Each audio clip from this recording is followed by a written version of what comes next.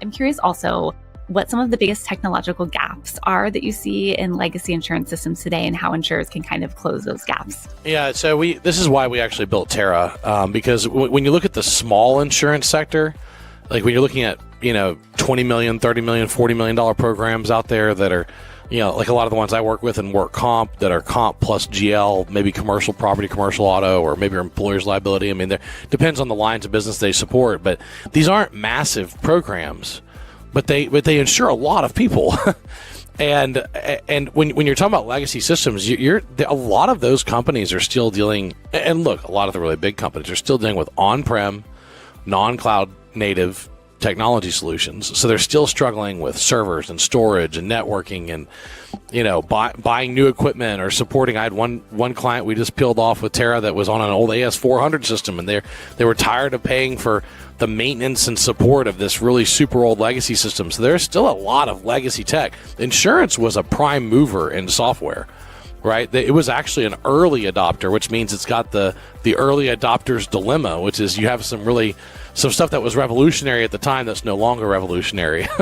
and that's problematic because then you have to do something about it, right? Like because a lot of those are end of life. The products aren't supported anymore. Software's not supported, or the hardware is failing or not supported.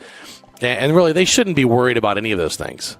But they really shouldn't. They should be worried about their combined ratio. They should be worried about loss control and prevention. They should be worried about all the insurance stuff, and not worried about whether their hard drives are failing and they have to order more of them because they're running out of storage space. And so some of them are dealing with like 20-year-old problems that really have to be revolutionized. It's certainly why we built Terra, but you've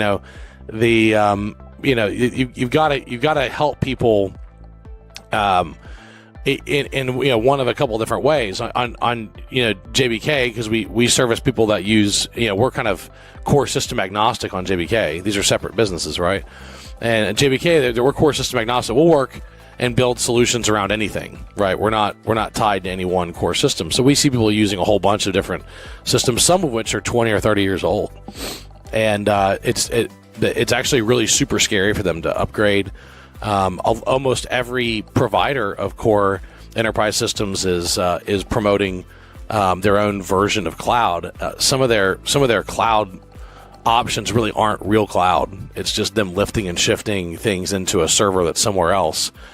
And so you can't really take advantage. And so I would say that's the other big challenge is for an average insurance executive out there that's super smart in insurance, may not understand all the technology topics to kind of peel through the weeds and figure out what's going to be beneficial long term for them. Like, what's real cloud? Like, is it cloud native? Can it leverage the cognitive services from Microsoft Azure? Can it leverage Amazon Web Services AI algorithms? Can it use this, or are we just literally leasing servers that are somewhere else, which is not really true cloud computing? Because there's 5 core criteria that define if something's cloud computing.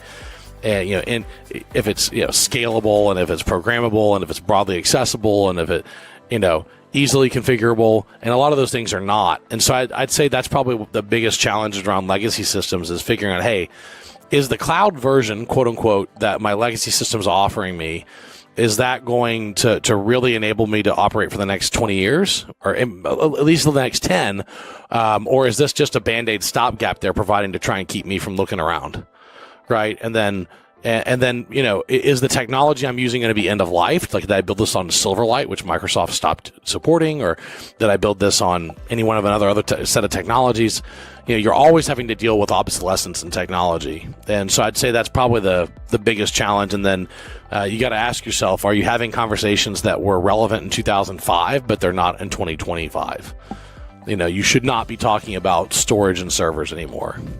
I just shouldn't be. That's totally. I don't really see why anyone needs to own servers at this point. We certainly, our 270 combined people between the two companies. I mean, we went all cloud years ago and stopped running our own servers.